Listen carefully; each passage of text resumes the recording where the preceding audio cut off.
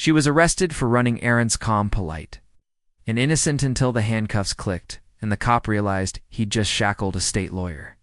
Angela Porter woke up early that morning, like she did most weekdays. The sun had just begun to rise, casting a golden light through her bedroom window. She stretched, rubbed her eyes, and sat up on the edge of her bed. It was a normal day, and she didn't expect anything unusual to happen.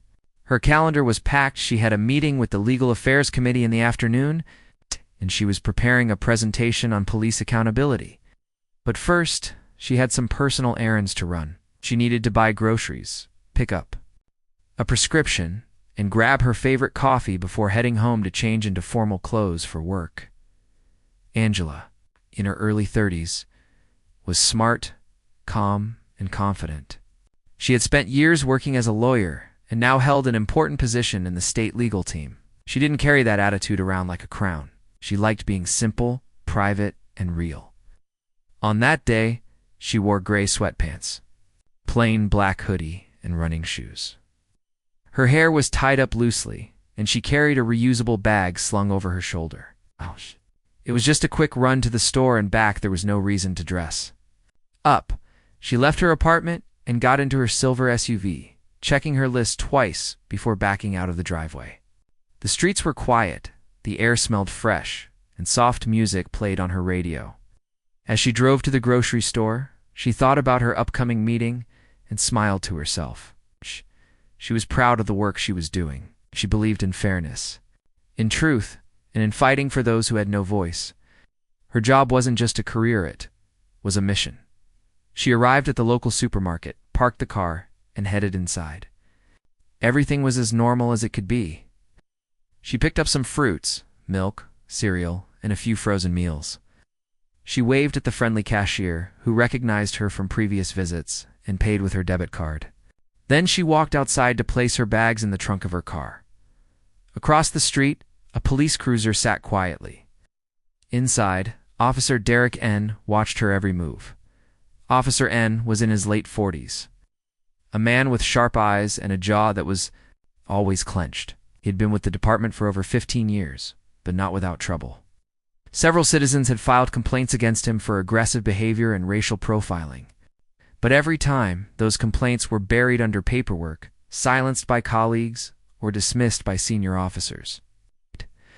No one had seriously challenged him before, and so he continued to patrol the streets like a lion waiting to pounce. That morning, when N saw Angela step out of her SUV, something clicked in his mind. She looked suspicious to him, though he couldn't explain why if you asked him directly. She wasn't doing anything wrong, but in his eyes, her presence in that area didn't fit. He watched her carefully, followed her as she walked through the store from a distance, and when she exited the supermarket, he turned on his dash cam without telling anyone. In his mind, he was preparing for a confrontation that hadn't even begun. Angela, meanwhile, drove off to the pharmacy to pick up a prescription for her mother, who had arthritis. She parked, went inside, and collected the medicine. Stepped out, she noticed the same police cruiser parked a few spots away. She raised an eyebrow but thought little of it. After all, police were everywhere.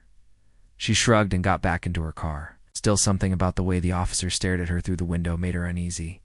She tried to ignore it. Last stop was a local coffee shop just a few blocks away.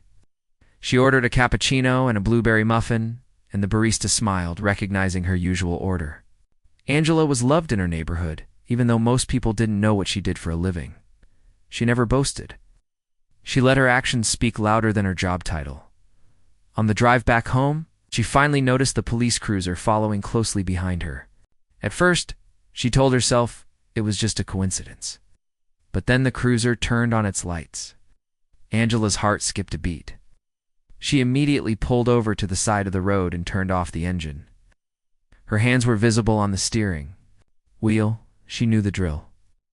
She had read too many reports, defended too many families, and worked on too many cases involving unlawful police stops. Her stomach turned as she waited for the officer to approach. Officer N stepped out of his vehicle and slowly walked up to her window. His tone was firm, even cold. "License and registration," he demanded. Angela looked at him calmly. "Can you tell me why I'm being pulled over, officer?" He narrowed his eyes. "Do as I say. You were driving suspiciously." Angela gently reached for her wallet and retrieved her driver's license. "I don't believe I broke any law. I just came from the grocery store and pharmacy." Ian didn't like the way she spoke. Confident, educated, not afraid. It irritated him. "Step out of the vehicle," he ordered. Angela blinked in disbelief. "Excuse me? On what grounds? Failure to comply? Step out now, or I'll arrest." She realized the situation was turning dangerous. She could feel it in her bones. But she also knew the law inside and out. She had every right to ask questions. Still, her experience told her that pushing back even with the truth could be risky. So, slowly, she opened the door and stepped out. Before she could say another word, Anne grabbed her arm, twisted it behind her back, and slapped cold steel cuffs on her wrists. She cried out from the sudden pain. Her groceries spilled from the front seat. Her coffee fell to the pavement. People on the sidewalk started watching. A few pulled out their phones and began recording. Angela didn't scream. She didn't resist. But her eyes filled with tears, not from fear, but from sheer disbelief. "Why are you doing this?" she asked through clenched teeth. "You've been acting suspicious." "Don't play games with me," he snapped. Angela said nothing more. She didn't want to say she was a state lawyer, not yet. She wanted to see how far he would go. In the back of the squad car, she sat quietly, her hands aching, her pride wounded, her dignity under attack. As they drove to the station, she looked out the window, wondering how many others had experienced this same humiliation without any way to fight back. But she wasn't powerless. She wasn't going to forget this day. Inside the station, she was processed like any other arrestee. No one there recognized her at least not yet. She was placed in a small room with a metal bench and a security camera in the corner. Hours passed. No one came to talk to her. No one explained the charges. And no one offered an apology. Angela remained composed. She refused to be broken. She had faced tougher challenges before, in courtrooms where she defended the innocent and challenged police misconduct with sharp arguments and hard evidence. But this was personal. Eventually, she asked for a phone call. The officer on duty handed her a phone. She dialed a number and spoke quietly but clearly. "It's Angela Porter. I've been unlawfully arrested. I need this reported immediately." The officer raised an eyebrow as he overheard the name. Angela Porter? That name was familiar. He typed it into the internal database. His face went pale. Angela Porter was not just any woman. She was a senior lawyer working for the state. She was the one who helped design the new accountability protocols for police officers.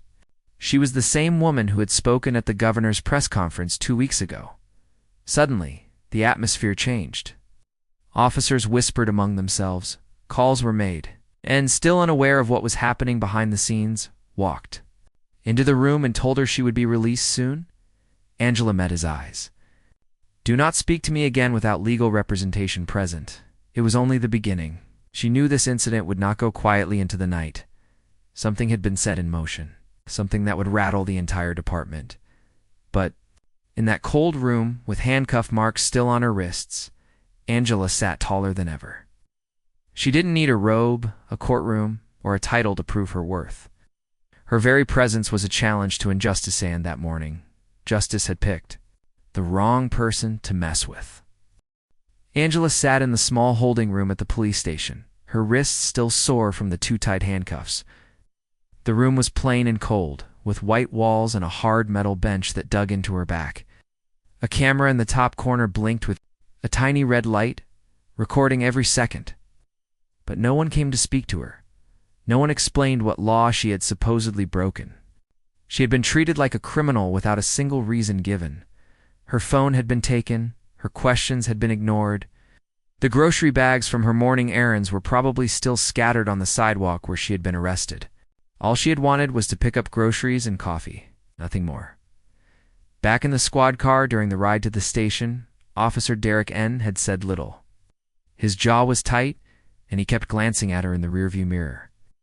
Angela had remained calm, but inside her chest, her heart was pounding. Not from fear, but from fury. She knew the law better than most people in that building. She had spent her entire career fighting against injustice, standing up for people who were unfairly treated by the system. Now, here she was, handcuffed. And humiliated, not because she did something wrong, but because she looked a certain way. Earlier, during the arrest, the situation had escalated so quickly it didn't feel real. Angela had asked the officer for a reason for the stop, which she had every legal right to do. But instead of answering, he had grown angrier, treating her calm questioning as disrespect. She remembered the way he had ordered her out of the car with a voice full of tension. She hadn't screamed or resisted, yet he grabbed her like she was dangerous. Her wrist still throbbed from where he had twisted it too hard. Her coffee had spilled onto the pavement. Her blueberry muffin had rolled under her car, the people. On the streets, some had looked concerned. Some had pulled out phones to record, but no one had come forward to help her. It was like she had vanished from the world in plain sight in the station. After being placed in that small holding room, time seemed to move slowly. Angela sat quietly, replaying everything in her mind. She didn't cry, didn't shout, didn't beg. She just waited. That was one thing her job had taught her: patience. When dealing with power and injustice, you needed to be calm even when your blood boiled. Finally, a young female officer came in and handed her a clipboard. "Fill this out," she said without eye contact. Angela looked at the form. What was it? Basic intake, form name, date of birth, address. She filled it out without protest. But then, instead of returning the clipboard, she asked politely, "Can you tell me what I've been charged with?" The officer blinked, hesitated for a moment, then said, "I'll get back to you," and she left. Angela knew that wasn't just a casual mistake. It meant they didn't know what to charge her with. She hadn't committed any crime. There was no stolen property, no drugs, no weapons, no suspicious behavior, just a woman buying groceries and coffee. She leaned back against the wall and closed her eyes. Her thoughts wandered to her mother, who was waiting for her arthritis medication. Then she thought about the presentation she had prepared for the afternoon legal committee. She was supposed to be in a meeting room with judges and lawyers, right? Now, not sitting on a hard bench in a police station. The irony wasn't lost on her. She was the one working on police reform. And now she had become a victim of the very abuse she was trying to stop. An hour passed. Then another. Finally, the door opened again, and Officer N walked in with a smug look on his face. "You're free to go," he said flatly. Angela stared at him, unmoving. "Am I being charged with anything?" He avoided her eyes. "No. Just a misunderstanding. Misunderstanding that included being handcuffed and taken to the station without cause." N shrugged. "Things happen." Angela stood up slowly. "You'll hear from my legal team." He smirked. "Is that a threat?" "No," she said calmly. "It's a promise." Walked out of the room with her head held high. But even as she left the building, she noticed something strange. Some of the other officers had gone silent when she passed. A few of them stared, recognizing her face. One whispered something to another.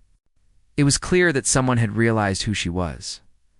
Angela stepped outside, took a deep breath, and felt the sun on her face. She was free now, but she didn't feel relieved. She felt determined. She got into a rideshare car, since her SUV had been impounded without reason. The driver, a kind older man, noticed the marks on her wrists and asked gently, "Rough day?" Angela smiled weakly. You could say that. He didn't press for more. The car ride was quiet. Angela used the time to think. Should she reveal what had happened to the public? Should she make it personal or focus on the bigger issue? Her instinct said to do both. What had happened to her could not go unnoticed. It was more than a personal insult. It was a symptom of a deeper sickness in the system. By the time she arrived home, her phone had been returned, and it had already begun buzzing with messages. Her assistant had been trying to reach her. Her team had called multiple times. Her boss had left 3 voicemails asking why she missed the committee meeting. Angela sat down at her kitchen table, still in the same clothes, and pressed the speakerphone. "This is Angela," she said. "Angela? Oh my God. Where were you?" "You okay?" Her assistant's voice was filled with worry. "I was arrested this morning," Angela said simply. Wrongfully, there was a stunned silence on the other end. "What?" "I'll explain soon. But I need you to start gathering information. Find out if anyone recorded the incident. I think people on the street had their phones out." "Were arrested in public?" "Yes," she said, her voice steady now, "for buying groceries while black." She ended the call and sat in silence for a moment. Then she opened her laptop. She began typing. It was not a legal report or a courtroom document. It was a letter, statement. She wrote about the events of the morning, from the moment she was pulled over to the moment she was released without charges. She described the officer's behavior, her calm questions, the aggressive response, the handcuffs, the humiliation. She wrote with precision, clarity, and pain. But she also wrote with power. When she was done, she saved the file and emailed it to her communications officer. She knew it was going to be public. She didn't need to hide. She had done nothing wrong. Later that night, the video of her arrest surfaced online. A teenager who had been walking by the scene had uploaded it. It showed Angela standing beside her SUV, speaking calmly. The officer shouted, then grabbed her and forced her down. The video was short but clear. It quickly gained attention. People started sharing it with captions like "another unjust arrest, and this woman did nothing wrong." By morning, news outlets were calling her office. Reporters wanted interviews. Activist groups were reaching out to support her. And then the twist came. Someone posted her full name and title. The woman in the video is a senior state lawyer. She works directly with the Police Reform Task Force. The internet exploded. The headlines changed. State lawyer, arrested without cause. Police reform attorney, targeted by cop. Corrupt officer caught arresting legal counsel. The story was no longer just about one woman. It had become about the system. Angela's inbox filled with messages from colleagues, old friends, even strangers. Some shared similar experiences. Others just thanked her for speaking out. Some encouraged her to sue. Some asked her to speak at rallies. Angela read every message, grateful and overwhelmed. But she didn't rush into anything. She knew the legal process had to be respected, even when it was broken. She gathered every piece of evidence she could. She requested the dashcam footage. She demanded the officer's record. She began preparing a legal complaint. Inside, she was still angry.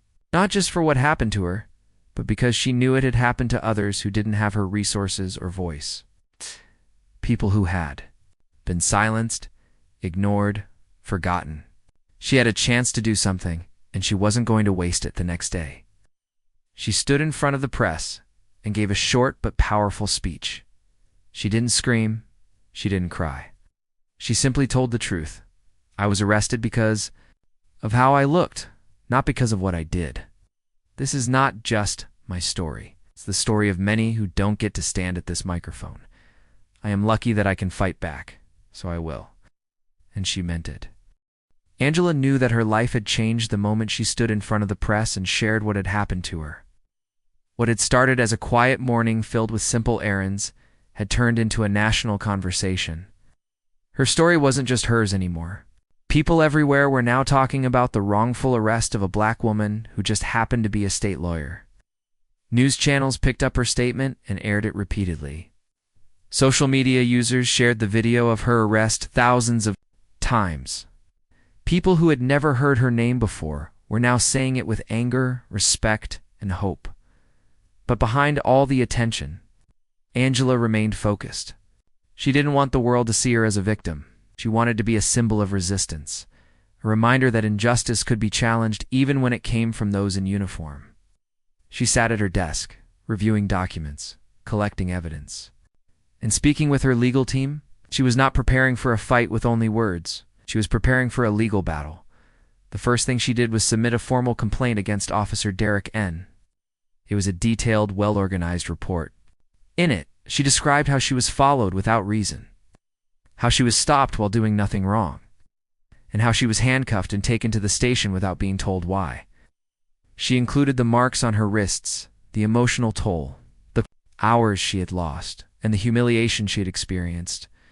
She added witness accounts from people who had seen the incident, and she attached screenshots from the viral video. Angela's complaint was sent to the Internal Affairs Division of the police department. This department was supposed to investigate complaints against officers, but Angela knew how often these investigations went nowhere. Officers protected each other. Paperwork got lost. Cases got buried. But this time, the public was watching. Officer N, meanwhile, had gone silent. He refused to speak to reporters. His department placed him on temporary administrative leave, which basically meant he was not fired, but would not be allowed to patrol the streets while the case was being reviewed. Still, Angela found it hard to believe he was really being punished. He was still receiving his salary.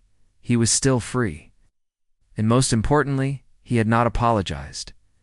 Angela remembered his face clearly, the coldness in his eyes, the way he had refused to tell her why she was being arrested, the way he had grabbed her arms roughly without any warning. Even when she told him she hadn't done anything wrong, he had acted like she didn't matter, like her voice had no value. Now, the tables had turned.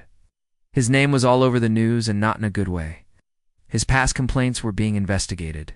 Again, people were digging into his history, finding old cases where other citizens had made similar accusations: racial profiling, unnecessary force, disrespect during stops.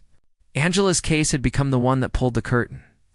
Back on everything he had done for years, Angela continued her daily work while managing the media storm around her.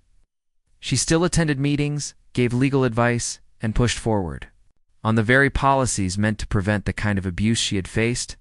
Some of her co-workers treated her differently now. They looked at her with admiration, but also with concern. Few of them had privately told her to drop the complaint too. Avoid making enemies in law enforcement. But Angela refused to be silent. She received hundreds of emails and letters from strangers. Some shared their stories of being pulled over, searched, or arrested for no reason. One letter from an elderly man in Texas said, "You gave us courage. For the first time, I feel like someone is fighting back." Another came from a teenage girl in Chicago. "I want to be a lawyer like you. I want to make people afraid to abuse their power." Angela read every single message. She kept them in a box on her desk. They reminded her that her pain had a purpose, too. Weeks after her arrest, a public hearing was scheduled. The police department's oversight committee had decided to take her complaint seriously, mostly because the public pressure had grown too loud to ignore. The meeting was open to the public. Reporters gathered outside the city hall. Protesters held signs that read "Justice for Angela" and "Reform the Blue Wall." Inside, Angela sat at a table facing a panel of officials. Officer N sat several feet away with his lawyer. He wore his uniform, but looked uncomfortable. Angela noticed he wouldn't meet her eyes. She felt no fear looking at him, it's only strength. She spoke clearly and powerfully, explaining every detail of her experience. She described how calmly she had acted, how she had followed every instruction, and how she had still been treated like a criminal. She also spoke about how the problem wasn't just one officer, it was a system that allowed this behavior to continue without punishment. Officer N gave a short statement, claimed Angela had been acting nervous and uncooperative. He insisted that he was following protocol and had no way of knowing who she was. But Angela's lawyer responded quickly, pointing out that nervousness is not a crime, and that even if she had not been a lawyer, the treatment she received would still have been wrong. The hearing lasted for hours. At the end, the committee said they would release a decision in the coming weeks. The crowd outside waited for Angela to speak. She stepped onto the steps of City Hall and faced the cameras once again. "I stood here before as someone who had been wronged," she said. "Now I stand here as someone who will not let that wrong go unanswered. This isn't about revenge. It is about justice." That night, her name was trending again. Talk shows discussed the hearing. Commentators debated the meaning of suspicious behavior and whether police had too much unchecked power. Some defended Officer N, saying he couldn't have known, but most people supported Angela. Her calmness, her strength, and her refusal to back down had inspired people everywhere. As the days passed, more and more people came forward to share their own stories. Some were decades old, Others were recent.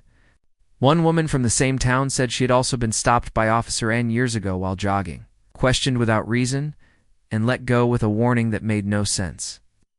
A young man said he had been stopped 3 times in 1 month by the same officer and accused of matching a description. These stories added weight to Angela's case. They showed a pattern. Angela's legal team decided to file a civil lawsuit not just against Officer N, but against the department itself. Ow. The lawsuit claimed that the department had failed to properly discipline N despite multiple past complaints and that their failure had led to her unlawful arrest. It wasn't just about punishing one man. It was about forcing the entire system to take responsibility. The news of the lawsuit shook the police department. They issued a public statement claiming they'd take all complaints seriously and would fully cooperate with any legal proceedings. But Angela wasn't impressed. She knew how often those words were just a show. Behind the scenes, pressure was building. The mayor called Angela personally, expressing support and promising reform. A group of state lawmakers invited her to speak at a special hearing about police accountability. She accepted. When she stood at that podium and spoke about her arrest, the entire room fell silent. Her words were honest and powerful. She didn't yell. She didn't accuse. She just told the truth. I followed the law, she said. I stayed calm. I asked questions. I complied. And I was still arrested. If it can happen to me, it can happen to anyone. This isn't about one bad officer. This is about a system that believes it can act without consequences. That belief must end. By the time she finished, some lawmakers had tears in their eyes. Her speech was later quoted in national newspapers. Students in law schools across the country studied her case as part of their courses on civil rights. Angela had become more than just a lawyer. She was now a symbol of strength against injustice. But even with all the attention, Angela never lost her focus. She returned to her regular work every day, preparing cases, advising on policies, and mentoring young lawyers. She refused to let her arrest define her or distract her. In private, she sometimes thought about how quickly things had changed. One moment she was buying milk and muffins. The next, she was the face of a movement. Still, she remained grounded. She visited her mother often, went for long walks in the park, and took time to breathe. But deep inside, she was always preparing for the next step, because she knew the fight was not over. Justice doesn't happen by accident. It takes work. And Angela was ready to do that work, no matter how long it took. Angela sat quietly in her living room, looking out the window as the sun dipped behind the city skyline. It had been weeks since the public hearing, and although the media buzz had started to calm down, her internal fire still burned just as strong. She had spoken her truth. She had taken a stand. But now came the most difficult part. The waiting for the committee to release its final decision, waiting for the lawsuit to move forward, waiting to see whether justice would actually happen. She had spent years working inside the legal system, trying to improve it from within. She had always believed that progress was possible with patience, persistence, and truth. But now that she had experienced the sharp edge of injustice herself, everything felt more urgent, more personal. Her arrest had turned her into a symbol, but she was still just a person, tired, determined, sometimes deeply angry. In the days that followed the hearing, Angela threw herself into her work. She knew that doing nothing would only make her restless. Her office was filled with case files, legal documents, and reports from citizens who had experienced police abuse. People had started coming to her directly, hoping she could help them. She didn't have time to take on every case, but she listened. She took notes. She passed along important ones to colleagues and organizations she trusted one morning. As she was preparing for a staff meeting, her assistant rushed in holding a letter. "It's from the committee," she said breathlessly. Angela took the envelope and opened it slowly. Her heart was pounding. Inside was a brief but powerful statement.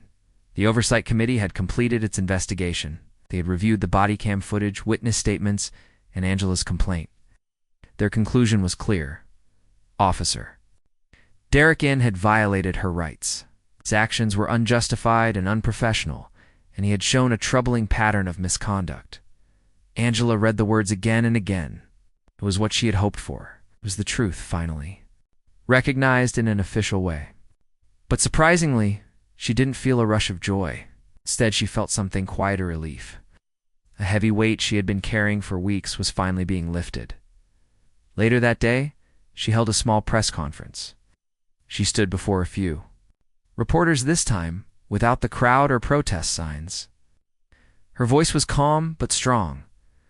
"I thank the committee for doing the right thing," she said, "but this is just one step. Officer N may face consequences, but the deeper problem is still here. The system that allowed him to act without fear of punishment still exists. We must change that system, not with words, but with action." Words were shared widely again, but this time they felt different. People were starting to see her not just as a victim or a symbol, but as a leader. Invitations to speak at conferences and universities poured in. She accepted some, declined others. She didn't want to become a public speaker, she wanted to remain in the fight, doing the real work on the ground. Meanwhile, her lawsuit against the police department moved forward. The department's lawyers tried every trick in the book. They questioned her behavior. They said Officer N had made a reasonable mistake. They argued that she had escalated the situation by asking questions. But Angela's legal team stood firm. They reminded the court of the facts.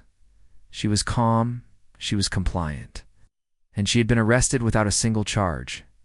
As the lawsuit gained attention, other victims of Officer N came forward. One woman had been pulled over late at night for driving too slowly. A teenager had been handcuffed for acting suspicious in his own neighborhood. A retired teacher had been stopped and searched while walking her dog. Their voices gave strength to Angela's case. Her story had opened a door, and now others were stepping through. Angela knew that real change wouldn't come from one lawsuit. But she also knew that her case could become an example, proof that the law could hold officers accountable when the system was watched closely. She spent her evenings reading police policy reports, analyzing training manuals, and rewriting legal recommendations. She didn't want revenge. She wanted reform. At the same time, something surprising happened. A young black police officer named Jaden Thomas reached out to her. He sent an email saying he admired her courage, and that not everyone inside the police department agreed with what had happened. Angela agreed to meet him privately at a small cafe, away from the cameras and reporters. Jaden was in his late 20s, soft-spoken but serious. He told her he had joined the force because he wanted to protect his community, but after watching what had happened to her, he was starting to question everything. "Sometimes I feel like I'm trapped," he said. "If I speak up, I'm afraid I'll lose my job. But if I stay silent, I'm part of the problem." Angela nodded slowly. "But you're not alone," she said. "There are good officers who want to do the right thing, but you have to be brave. Change doesn't come easy. It starts with people like you." They talked for over an hour. Before leaving, Jaden promised to connect her with other officers who felt the same way. Within days, Angela found herself in a private meeting room with 6 police officers, black, white, Latino men and women, all quietly working inside a system they didn't fully trust. They shared stories, concerns, and ideas for reform. Angela listened, took notes, and encouraged them to keep talking. This small group became something bigger. It's a coalition of officers and legal experts working together to create real change from the inside. They called themselves the Bridge. It wasn't official, it didn't make headlines, but it was powerful. Angela helped them create a list of reforms: better training on bias, stricter rules on use of force, more community oversight, and stronger punishment for officers who cross the line. Behind the scenes, Angela also met with the state governor, pushing for a law that would require body cam footage to be reviewed after every arrest involving force. She asked for independent review boards in every city. She requested that repeat complaints against officers be made public. She argued with facts and calm passion that justice only works when people trust it. One night, after a long day of meetings, Angela walked through her neighborhood. A little girl was playing on the sidewalk with chalk, drawing flowers and suns. She looked up and said, "Are you the lady from TV?" Angela smiled. "Maybe. What do you think?" The girl nodded. My mommy said you're really brave. Angela. knelt down beside her. Well, tell your mommy thank you. And always remember you can be brave too. That small moment stayed with her. It reminded her that even though she was fighting big battles, every small act of courage mattered. Every child who saw her, every teenager who learned about her case in school, every officer who decided to speak up because of her, they were all part of the movement. Weeks later, the court finally set a trial date for her lawsuit. Angela felt ready. Her team was strong. Her evidence was clear. She had the support of a growing community that believed in justice, not just as a word, but as a real promise. As the sun rose on the day of the first hearing, Angela stood in front of the mirror. She wore a simple navy suit, her hair tied neatly back. She looked at her reflection and took a deep breath. This wasn't just about her anymore. This was for every voice that had been ignored, every injustice that had been buried, and every future that deserved to be different. She picked up her bag, opened the door, and stepped out into the world not as someone who had been silenced, but as someone who had found her voice and used it to build something stronger. The courtroom was full on the day Angela's case finally went to trial. The room was quiet, but the air felt heavy, as if everyone was holding their breath. Reporters sat in the back rows, their pens ready, cameras outside already flashing. Angela sat calmly beside her legal team, her face serious, but her eyes steady. She had waited for this moment for months. This was more than a court case. This was her final stand for herself, for others who had been mistreated, and for the system that needed change. The judge entered the room, and the trial officially began. Angela's lawyer stood up and began explaining the case to the jury. He told them how Angela, a respected state lawyer, had been arrested without cause by Officer Derek N. while she was simply running errands. He explained that she had been treated like a criminal for doing nothing wrong. He showed the body cam footage. The jury watched as Angela was handcuffed in the grocery store parking lot, calmly asking, "What's going on?" and getting no answers. They saw the fear on her face, the confusion in her voice. It was hard to watch. Then Officer N. lawyer stood up. He tried to twist the story. He said that Angela looked nervous, and that Officer N. had the right to stop anyone he thought looked suspicious. He told the jury that the officer didn't know she was a lawyer and was just doing his job. But Angela's lawyer was. Ready? He stood again and said, even if she was not a lawyer, even if she was just an ordinary woman running errands, she deserved respect. She deserved to be treated like a human being. Then he paused and looked straight at the jury. A person can be arrested without reason, simply for being nervous or asking questions, then none of us are safe.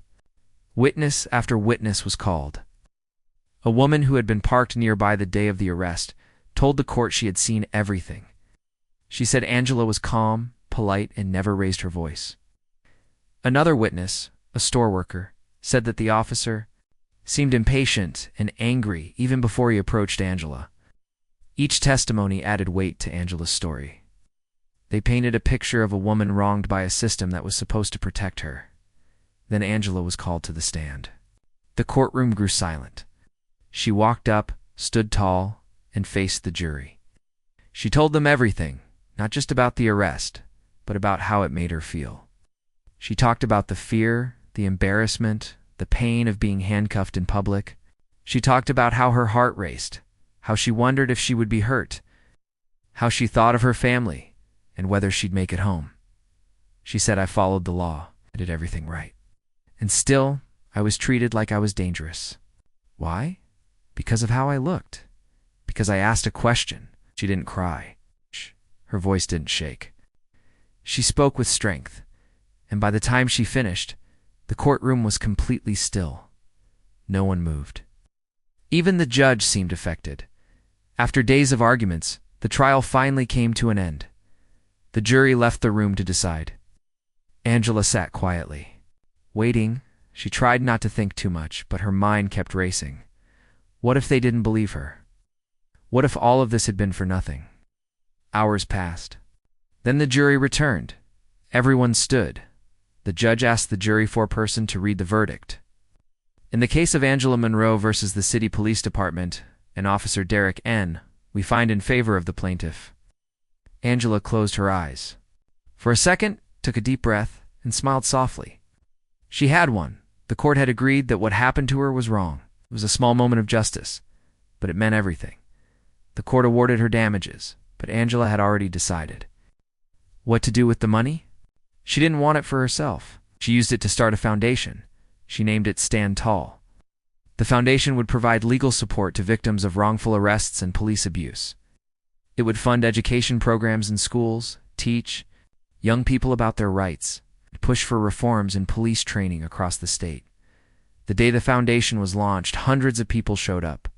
Activists, lawyers, teachers, and even some police officers attended. Jaden Thomas, the young officer she had once met in a cafe, stood beside her, had now become a vocal supporter of reform, helping train new officers on how to treat citizens. With respect and care, he said, Angela showed me that silence is dangerous, change needs voices, and I found mine because she never stopped using hers.